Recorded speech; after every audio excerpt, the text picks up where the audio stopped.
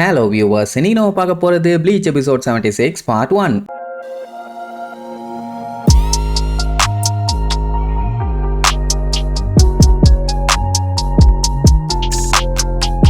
Open பண்ணா நம்ம ஆளுங்க அடிச்சு புடிச்சு தப்பிச்சு ஸ்ட்ரெயிட்டா கோட்டைக்குள்ள வந்து அந்த பவுன்ஸுங்களையே மீட் பண்ணிட்டாங்க. அந்த ஜின் கரியா பைய சும்மா சீனா வந்து நிப்பான். ரூக்கியா பார்த்துட்டு மிரண்டுருவான். ஏன்னா அவனை பார்க்கும் போதே தெளிவா தெரியுது அவன் எந்த அளவுக்கு பவர்ஃபுல்லா இருக்கான்னு. அது மட்டும் இல்லாம இவங்க பேர் எல்லாத்தையுமே அவன் கரெக்டா சொல்லுவான். அப்ப அந்த பாம்பாட்டி பைய வந்து பார்த்துட்டு என்ன ஆச்சரியமா இருக்கா இல்ல பயமா இருக்குதா அப்படின்னு உடனே ரூக்கியா கடுப்பாவா. இச்சுகோ தான் அவளை பொறுமையா இருக்க சொல்லுவான். அப்புறம் அந்த குரோடோ பைய கொஞ்சம் கத்திட்டு கிடப்பான். நோபா வாய பொத்திக்குவான். ரூக்கியாவால ஜின் கரியாவை ஓரளவுக்கு கெஸ் பண்ண முடியுது அவன் எந்த அளவுக்கு கேப்பபிள்னு. அதனால இச்சுகோ கிட்ட கொஞ்சம் கேர்ஃபுல்லா இருக்க சொல்லுவான். அவன் சரி ஓகே நான் ஸ்ட்ரெயிட்டா மேட்ருக்கு வந்துடுறேன். நான் வந்தது இஷிடாவை காப்பாத்தி கூப்பிட்டு போகாம்பா. ஆமா இவன் கேட்ட உடனே வாங்க சார் உட்காருங்க சார், கூடவே டீ பஜ்ஜி வடைன்னு எல்லாம் வாங்கி தரேன் சாப்பிடுங்க சார், அப்படியே அவனையும் கூப்பிட்டு போங்க சார்னு அனுப்பி வைப்பான். அதெல்லாம் முடியாது, எங்களுக்கு குயின்ஸி தேவைம்பான். உடனே தம்பி உனக்கு அவன் தேவை, ஆனா அவனுக்கு நீங்க இப்ப தேவையில்லை, அதனால அவனை திருப்பி அனுப்பிடுங்கம்மா. அப்படியெல்லாம் அனுப்ப முடியாது, என்னடா பண்ணுவேன்னு திமிரா கேப்பான். நீ அனுப்பலன்னா நாங்களே கூட்டு போவான்டா விளக்கெண்ணம்பானா. உன்னால முடிஞ்சா பண்ணிக்கொண்ட உடனே நம்மளால அட்டாக் பண்ண ரெடி ஆவான். உடனே மத்தவங்க எல்லாம் அங்க இருந்து தப்பிச்சு ஓட ட்ரை பண்ணுவாங்க.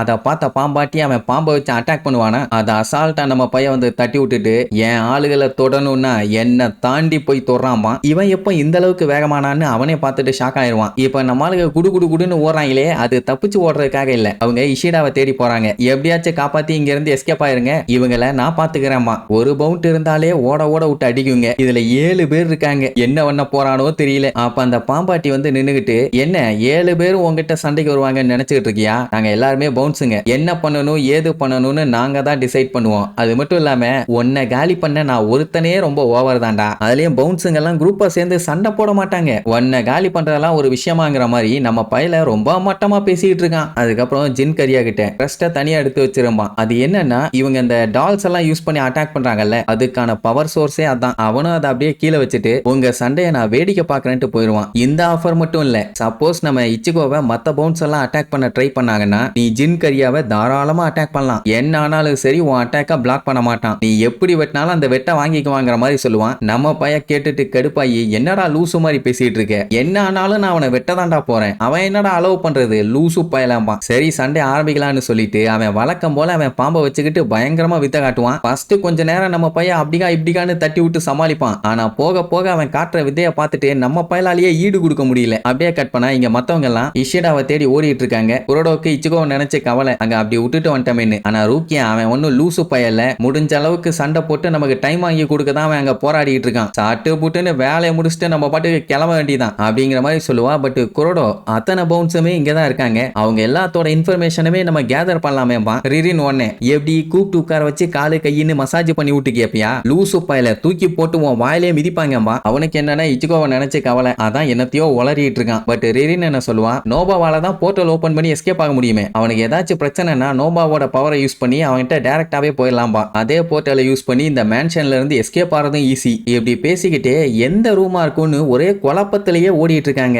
ஏன்னா எப்படி போனாலும் சுத்தி சுத்தி ரூம் வந்துகிட்டே இருக்குது. பட் ஓவராலா பார்க்கும்போது கடைசியில இருக்க அந்த இடத்த தான் எல்லா வழியுமே ரீடைரக்ட் பண்ணுது. சோ அங்கதான் இருப்பான்னு நினைச்சு போய் பார்த்தா அங்க அந்த சோல் ரீப்பர் இச்சினோஸ் வந்து நின்னுட்டு இருப்பான். அவன் என்ன சொல்லுவான், நீங்க சென்ஸ் பண்ணி வந்த அந்த பவுண்ட் ஒரு துரோகியும்பா. அதான் யோஷினாவை சொல்றான். அவளும் அந்த குயின்ஸியும் ஒன்னாதான் இருந்தாங்க என்ன ஒண்ணு அப்படின்னா அந்த பவுண்ட் தான் இஷிடாவை காப்பாத்தினாலான்னு கேட்பாங்க. ஆமாம்பா. சரி நீ ஒரு சோல் ரீப்பர், நீ எதுக்கு இங்க இருக்க, அவங்க கூட நீ என்ன ஃப்ரெண்டான்னு கேட்டா அந்த 13 ஸ்குவாட் இருக்காங்கல்ல அதுல 11th ஸ்குவாட சேர்ந்தவன், அதாவது கடைசியா ஒரு கேப்டன் இருந்தப்போ இருந்தானாமா. அட நம்ம கென்பச்சி வந்து அவனோட கேப்டனை போட்டு தள்ளிட்டான் தானே, கோவத்துல அங்க இருந்து கிளம்பிட்டான். சரி என்னமோ ஒண்ணு ஓடிட்ட, நீ எதுக்காக இங்க இருக்கன்னு கேட்டா பேசிட்டு இருக்க சரக்குன்னு கத்தி எடுத்து பின்னாடி ஒரு சொருகு. யாரான்னு பார்த்தா குரோடோ. அவன் தான் ட்ரிக் பண்ணுவானே அந்த மாதிரி ட்ரை பண்ணா, ஆனா அவன் எடுத்து சொருகிட்டான். அதுக்கப்புறம் ரிரின் அந்த இடத்தையே வேற மாதிரி மாத்தி அவனை அட்டாக் பண்ணலான்னு பார்த்தா அசால்ட்டா நோபாவையும் ரிரினையும் அடிச்சு தெரிய விட்டுட்டு கேஷுவலா 3 பேர்த்தையும் காலி பண்ணிட்டான். இந்த மாதிரி ஹாலுசினேஷன்லாம் வச்சு நீ எதுவும் பண்ண முடியாது. சொல்ல போனா இதெல்லாம் சைல்டிஷ் ஸ்ட்ரிக்குமா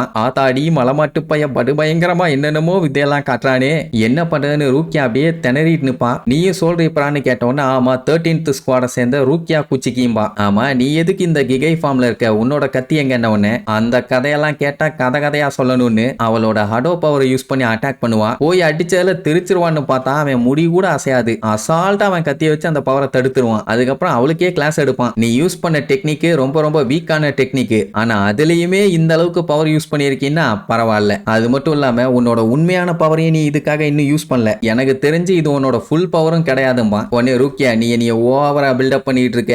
என்னோட முழு பவரே இவ்வளவுதான்பா. அதாவது படத்துல எல்லாம் தன்னைத்தானே பில்டப் பண்ணிட்டு இருக்க ஹீரோ வில்லனை பார்த்திருப்போம். ஆனா இங்க சண்டைக்கு வந்துட்டு ஒரு டமி பீசியா வீக்கு என்னால இவ்வளவுதான் முடியும் அப்படிங்கிற மாதிரி இங்க சண்டை போயிட்டு இருக்குது. இப்போ ரூக்கியாவால எல்லாம் நின்று சண்டை போட முடியாது. அதனால பேசிதான் அவனை சமாளிக்கணும். எதுக்காக பவுன்ஸுகளுக்கு நீ ஹெல்ப் பண்ணிட்டு இருக்கேன்னு கேட்பான். அவன் கதையா சொல்லுவான். இதுக்கு முன்னாடி இருந்தப்போ என்னோட கேப்டனை வச்சு நான் எவ்வளவோ கனவு கண்டு இருந்தேன். ஆனா அந்த கென்பச்சி ஜரக்கி என்னோட கேப்டனை கொன்னு என் கனவு எல்லாத்தையுமே மொத்தமா அழிச்சிட்டான். எனக்கு எப்பவுமே கேப்டனா அது என்னோட கேப்டன் மட்டும்தான். கென்பச்சியை என்னால ஏத்துக்கவே முடியாது. அது மட்டும் இல்லாம ஒரு ஸ்குவாட் மெம்பரா என்னால அவனை ஃபாலோ பண்ணவும் முடியாது. அதனால தான் நான் அங்க இருந்து வந்துட்டேன். ஏன்டா வாழ்றோங்கிற நினைப்புல நான் வாழ்ந்துகிட்டு இருந்தேன். அப்பதான் ஜின் கரியாவை நான் மீட் பண்ணேன். அவரு நான் ஏன் வாழணுங்கிறதுக்காக ஒரு ரீசன் கொடுத்தாரு. என்கிட்ட இருந்த எல்லாத்தையுமே நான் இழந்துட்டேன். ஆனா எனக்குன்னு இருக்கிறது என்னோட ஸ்குவாடு மட்டும்தான். அதுவும் அவருக்காக தான் நான் இதை எடுத்தேன். அவன் தான் காலத்துக்கும் வாழுவானே. சோ எப்படி இதுக்கு முன்னாடி அவனோட கேப்டன் அவன் ஃபாலோ பண்ணானோ அதே மாதிரி இப்ப ஜின் கரியாவை ஃபாலோ பண்ணிட்டு இருக்கான். கொடூரமான ஒரு பைத்தியக்கார பையல ஃபாலோ பண்றதுக்கு இப்படி ஒரு கதை வேற. அதுக்கப்புறம் என்னைய மன்னிச்சுக்க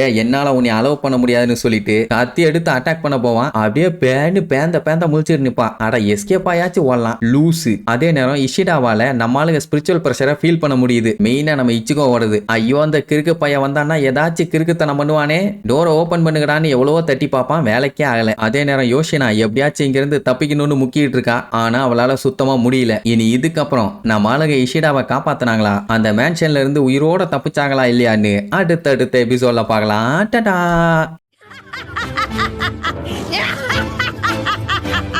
Yeah!